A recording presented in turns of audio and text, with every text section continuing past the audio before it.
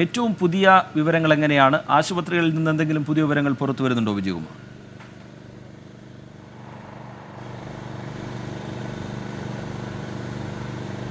റീജിത്ത്, ഏറ്റവും ഒടുവിലത്തെ വിവരം 126 മരണം എന്നുള്ള ഔദ്യോഗിക കണക്കാണ് നമ്മളുടെ പക്കലുള്ളത്. അതിനപ്പുറത്തേക്ക് സ്ഥിരീകരിക്കാത്ത കുറേ വിവരങ്ങൾ വരുന്നുണ്ട്. തൽക്കാലം അത് നമ്മൾ ഈ ഘട്ടത്തിൽ പ്രേക്ഷകരിലേക്ക് എത്തിക്കുന്നില്ല. ഇത്തരം കാര്യങ്ങളിൽ ഒരു സ്ഥിരീകരിച്ച വിവരങ്ങൾക്ക് വേണ്ടി നമുക്ക് കാത്തിരിക്കാം. ഈ പരിക്കേറ്റ് ഇപ്പോൾ ഏതാണ്ട് 1000-ഓളം 800-നും 1000-നും ഇടയിൽ ആളുകളെ ഇതിനോടകം സുരക്ഷിതരായി മുണ്ടക്കൈ മേഖലയിൽ നിന്ന് ഇവിടേക്ക് കൊണ്ടുവരികയും അവരെ ക്യാമ്പുകളിലേക്ക് മാറ്റുകയും ചെയ്തിട്ടുണ്ട്. എനിക്ക് പിന്നിൽ ഇപ്പോഴും ആ ദൗത്യം പുരോഗമിക്കുന്നതിൻ്റെ ദൃശ്യങ്ങൾ കാണാൻ കഴിയും. ഇപ്പോഴും അങ്ങേക്കരയിൽ നിന്ന് ഈ റോപ്പ് വേയുടെ സഹായത്തോടെ അവിടെ കണ്ടെത്തിയ മുഴുവൻ മൃതദേഹവും ഇവിടെ കൊണ്ടുവരുന്ന കാഴ്ചയാണ് നമ്മൾ കാണുന്നത്. കഴിഞ്ഞ കുറേ മണിക്കൂറുകളായി ആ കാഴ്ച കാണുന്നുണ്ട്. അത് തുടരുകയാണ്. പക്ഷേ യഥാർത്ഥ പ്രതിസന്ധി, യഥാർത്ഥ പ്രശ്നം, അതായത് യഥാർത്ഥ ബുദ്ധിമുട്ട് അനുഭവിക്കാൻ പോകുന്നത് നാളെ മുതലാണെന്നാണ് എനിക്ക് തോന്നുന്നത്. കാരണം ഇതിൽ മണ്ണിനടിയിൽ കുടുങ്ങിക്കിടക്കുന്ന ആളുകളെ അവരുടെ ഏതവസ്ഥയാണ് എന്നറിയില്ല. അത് ഏതവസ്ഥയിലാണെങ്കിലും അവരെ തിരികെ കൊണ്ടുവരേണ്ടതുണ്ട്. അതിന് വേണ്ടുന്ന തരത്തിലേക്ക് നാളെയാണ് കൂടുതൽ സജ്ജീകരണങ്ങൾ ഒരുക്കേണ്ടത്. അപ്പോൾ അതിന് വേണ്ടുന്ന എല്ലാ ക്രമീകരണങ്ങളും ഇവിടെ തയ്യാറാക്കുന്നുണ്ട്. ഈ രാത്രി വൈകിയുമെന്നാണ് ഞാൻ ഇവിടെ നോക്കുമ്പോൾ മനസ്സിലാക്കുന്നത്. ഇപ്പോൾ ഇവിടെ ദൗത്യ സേനാംഗങ്ങൾ ഇന്ന് പുലർച്ചെ തുടങ്ങിയ അവരുടെ ജോലിയാണ്. ഈ രാത്രി ഇത്രയും വൈകിട്ടും അതിൽ ഏതെങ്കിലും തരത്തിൽ അവർ പിന്നോട്ട് പോയിട്ടില്ല. കൂടുതൽ ആളുകൾ ആ സേവനത്തിന് അത്തരം ജോലികളിൽ സജ്ജരായിട്ടുണ്ട്. അതുപോലെ തന്നെ ഈ നാവികസേന, കോസ്റ്റ് ഗാർഡ്, ആർമി, അതുപോലെ തന്നെ ഡിസാസ്റ്റർ ദുരന്ത നിവാരണ സേനാംഗങ്ങൾ, NDRF സേനാംഗങ്ങൾ, പോലീസ്, ഫയർഫോഴ്സ്, അതുപോലെ നാട്ടുകാർ, ഈ മറ്റ് സന്നദ്ധ സംഘടനകൾ, അങ്ങനെ വിപുലമായ തോതിലുള്ള ഈ ദൗത്യമാണ് ഈ മേഖലയിൽ പുരോഗമിക്കുന്നത്. അതാണ് യഥാർത്ഥത്തിൽ ഈ പറയുന്ന നമ്മൾ 800-ലും 1000-നും ഇടയിൽ ആളുകളെ കാര്യമായ പ്രശ്നങ്ങളില്ലാതെ നമുക്ക് ഈ സുരക്ഷിതമായി ഇവിടെ എത്തിക്കാൻ കഴിഞ്ഞത്. രാത്രിയോടുകൂടി തന്നെ അവരെ എത്തിക്കാൻ കഴിഞ്ഞു എന്നത് വലിയ ആശ്വാസമാണ്. കാരണം കാലാവസ്ഥ നമുക്ക് പ്രവചിക്കാൻ കഴിയാത്ത തരത്തിൽ പലപ്പോഴും ഇവിടെ സങ്കീർണമാവാറുണ്ട്. അപ്പോൾ ഇനി ഒരിക്കൽ കൂടി അത്തരമൊരു വെള്ള ഒഴുക്ക് ആ ഭാഗത്തേക്ക് ഉണ്ടായാൽ അത് വലിയ പ്രശ്നത്തിലേക്ക് പോകുമായിരുന്നു. അതുകൊണ്ട് കാര്യമായ പ്രശ്നങ്ങളില്ലാതെ അവരെ നമുക്ക് ഈ ആർമി ഉണ്ടാക്കിയ താൽക്കാലിക പാലത്തിലൂടെ കൊണ്ടുവരാൻ കഴിഞ്ഞു. അതുപോലെ ഈ റോപ്പ് വേയും ആ നിലയ്ക്ക് അവിടെ ജീവൻ നഷ്ടപ്പെട്ട നിശ്ചല ശരീരങ്ങൾ ഇവിടെ കൊണ്ടുവരുന്നതിന് അത് തുടർച്ചയായി ഉപയോഗപ്പെടുത്തിക്കൊണ്ടിരിക്കുകയാണ്. അപ്പോൾ ഇവിടെ അത് പോസ്റ്റ്മോർട്ടം നടപടികൾക്കായി ആശുപത്രിയിലേക്ക് മാറ്റുന്നു, പിന്നീട് അത് ഫ്രീസറുകളിലേക്ക് മാറ്റുന്നു. അങ്ങനെ അത്തരം ജോലികൾ ഇങ്ങനെ നടക്കുകയാണ്. നാളെ ഇനി ഈ മേഖലകളിൽ ഒരു സമ്പൂർണ്ണ തെരച്ചിലാണ് വേണ്ടത്. മണ്ണിനടിയിൽ അകപ്പെട്ടവരുണ്ടോ, അവരുടെ അവസ്ഥ എന്താണ്? ഇപ്പോൾ നേരത്തെ രക്ഷാദൗത്യത്തിൽ പങ്കെടുത്ത ഒരാൾ പറയുമായിരുന്നു, ഇവിടെ ധാരാളം മരങ്ങളും കല്ലും മണ്ണുമൊക്കെ അടിഞ്ഞ 1-2 പ്രദേശങ്ങളുണ്ട്. അവിടെ പ്രത്യേകം തെരച്ചിൽ വേണം. കാരണം ആ ഭാഗത്തേക്കാണ് മുഴുവൻ ആളുകളെയും ഈ വെള്ളം ഒഴുക്കിക്കൊണ്ട് വന്നത് എന്നത്. അവിടെ നിന്നാണ് ഇന്ന് കുറേ മൃതദേഹം കണ്ടെടുക്കുകയും ചെയ്തത്. അപ്പോൾ നാളെ അവിടെ പ്രത്യേകം തെരച്ചിൽ വേണം. എന്തായിരിക്കും അവിടുത്തെ അവസ്ഥ എന്നൊന്നും നമുക്കറിയില്ല. അപ്പോൾ അത്തരം തെരച്ചിലുകൾക്ക് വേണ്ടുന്ന ക്രമീകരണങ്ങൾ, മുഴുവൻ സജ്ജീകരണങ്ങളും അവിടെ ഒരുക്കേണ്ടതുണ്ട്. അപ്പോൾ അത് നടക്കുന്നുണ്ടെന്നാണ് ജില്ലാ ഭരണകൂടത്തിൽ നിന്ന് നമുക്കറിയാൻ കഴിയുന്നത്. ഈ ദൃശ്യങ്ങളിൽ കാണാം ഇപ്പോഴും ഇവിടെ ഈ ദൗത്യ സംഘത്തിൻ്റെ 1ാം നിര, 2ാം നിര, 3ാം നിര, അങ്ങനെ നിരനിരയായി ആളുകൾ കാത്തു നിൽക്കുന്നുണ്ട്. അവർക്ക് വേണ്ടുന്ന ഭക്ഷണങ്ങളൊക്കെ ഇവിടേക്ക് കൊണ്ടുകൊടുക്കാനായി ഈ കൂടുതൽ ആളുകൾ ഇവിടേക്ക് എത്തുന്നുണ്ട്. ചേട്ടാ, ഈ തെരച്ചിൽ രാത്രി തുടരുമോ? എന്താ കേൾക്കുന്നത്? നമുക്ക് എന്തെങ്കിലും വിവരങ്ങളുണ്ടോ? എത്ര സമയം വരെ എന്നതിൽ എന്തെങ്കിലും സൂചനകളുണ്ടോ? തെരച്ചിൽ രാത്രി തുടരുമെന്നതിൽ എന്തെങ്കിലും നിർദ്ദേശം വന്നിട്ടുണ്ടോ? തെരച്ചിൽ രാത്രി 12 മണി വരെ നടത്താൻ സാധ്യതയുണ്ടെന്നാണ് കേൾക്കുന്നത്. ബോഡി മുകൾ ഭാഗത്ത് ഈ 10-20 ബോഡി ഉണ്ടായിരുന്നു. ഇപ്പോൾ ഏകദേശം കഴിയാനായി എന്നുള്ളൊരു. മുകൾ ഭാഗം എന്ന് പറയുമ്പോൾ ഭാഗത്ത് അങ്ങ് ഒരു 1/2 കിലോമീറ്റർ മുകളിലാണ്.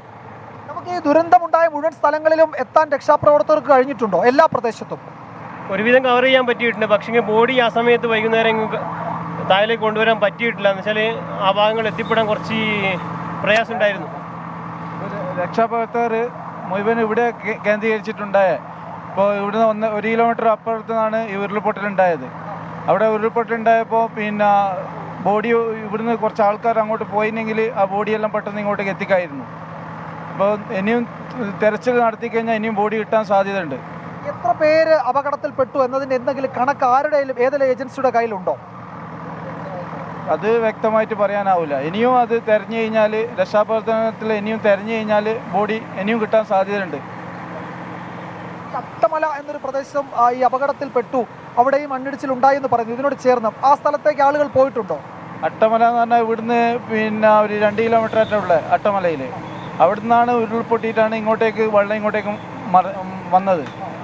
ഇപ്പോൾ ഇനിയും പിന്നെ ആൾക്കാർ കുടുങ്ങിക്കിടക്കുന്നതാണ് കിട്ടിയ ഭാഗത്തല്ലേ അവരെ കൊണ്ടുവരാൻ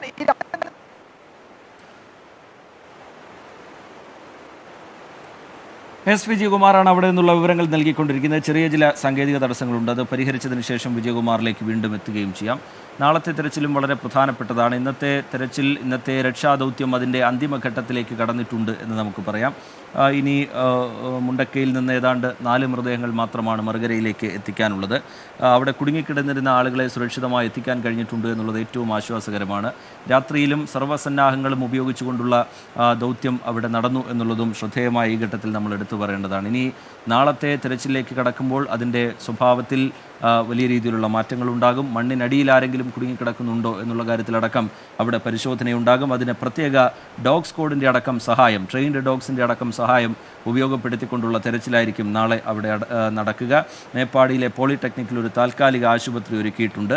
ഏറ്റവും വിപുലമായ രീതിയിൽ തന്നെ ഈ ദുരന്തത്തെ നേരിടാനുള്ള സംവിധാനങ്ങൾ ആദ്യ മണിക്കൂറുകളിൽ തന്നെ ഉണ്ടായി എന്നുള്ളതും നമ്മൾ സൂചിപ്പിക്കേണ്ടതാണ്. നേരത്തെ മുഖ്യമന്ത്രി അത് സംബന്ധിച്ചുള്ള ക്രമീകരണങ്ങൾ സംബന്ധിച്ച കാര്യങ്ങൾ വിശദീകരിക്കുന്നുണ്ടായിരുന്നു. നാളെ മന്ത്രിസഭാ യോഗം ചേരാൻ പോവുകയാണ്. രാവിലെ 9 മണിക്കാണ് ആ യോഗമെന്നാണ് മനസ്സിലാക്കുന്നത്. അതിനുശേഷം പ്രത്യേകമായി വയനാടിൻ്റെ കാര്യം വിലയിരുത്തുന്ന നിലയും ഉണ്ടാകും എന്ന് തോന്നുന്നു. അട്ടമലയിലെ ദുരന്തത്തിൻ്റെ വ്യാപ്തി എന്താണ് എന്നത് സംബന്ധിച്ച വിവരങ്ങളും ഈ മണിക്കൂറുകളിൽ പുറത്തു വരുന്നുണ്ട്.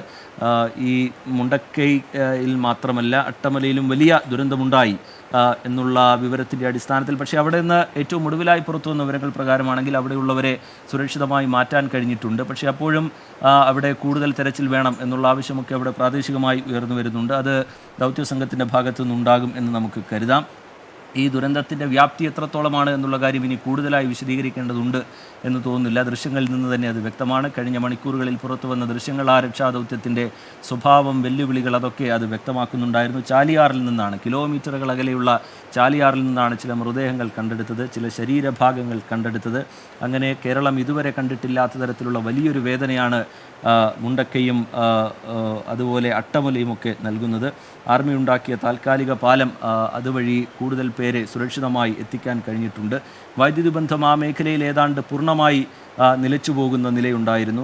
ട്രാൻസ്ഫോമറുകൾ ഒലിച്ചു പോകുന്ന നിലയുണ്ടായിരുന്നു. നേരത്തെ അതിൻ്റെ കണക്ക് മുഖ്യമന്ത്രി വിശദീകരിക്കുന്നുണ്ടായിരുന്നു. പിന്നീട് ആ വൈദ്യുതി ബന്ധം പുനഃസ്ഥാപിക്കാനുള്ള ശ്രമം നമ്മൾ കണ്ടു.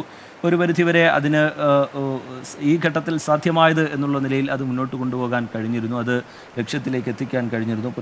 വൈദ്യുതി ബന്ധം പുനഃസ്ഥാപിക്കുന്ന നിലയിലേക്കൊക്കെ ചിലയിടങ്ങളിൽ കടക്കാൻ കഴിഞ്ഞിട്ടുണ്ട്. ഏറ്റവും ഒടുവിലായി പുറത്തു വരുന്ന ദൃശ്യങ്ങളാണ് പ്രേക്ഷകർ കണ്ടുകൊണ്ടിരിക്കുന്നത്. അവിടെ സുരക്ഷിതമായി ആളുകളെ മാറ്റുന്ന നടപടിയിലേക്ക് കടക്കുകയാണ്. അതിനിടയിൽ വയനാട് ജില്ലാ കളക്ടറുടെ ഒരു ഫേസ്ബുക്ക് പോസ്റ്റ് കൂടി പുറത്തു വന്നിരുന്നു. അത് ഈ ദുരിതത്തിലായ കുടുംബങ്ങൾക്ക്, അതായത് ഈ രക്ഷപ്പെടുത്തിയ കുടുംബങ്ങൾക്ക് വസ്ത്രങ്ങൾ, ഭക്ഷ്യവസ്തുക്കൾ, കുടിവെള്ളം തുടങ്ങിയ അവശ്യ സാധനങ്ങൾ നൽകുവാൻ സന്നദ്ധതയുള്ളവർ ബന്ധപ്പെടണം, കളക്ടറേറ്റുമായി ബന്ധപ്പെടണം എന്നുള്ളതായിരുന്നു ആ ഫേസ്ബുക്ക് പോസ്റ്റിൻ്റെ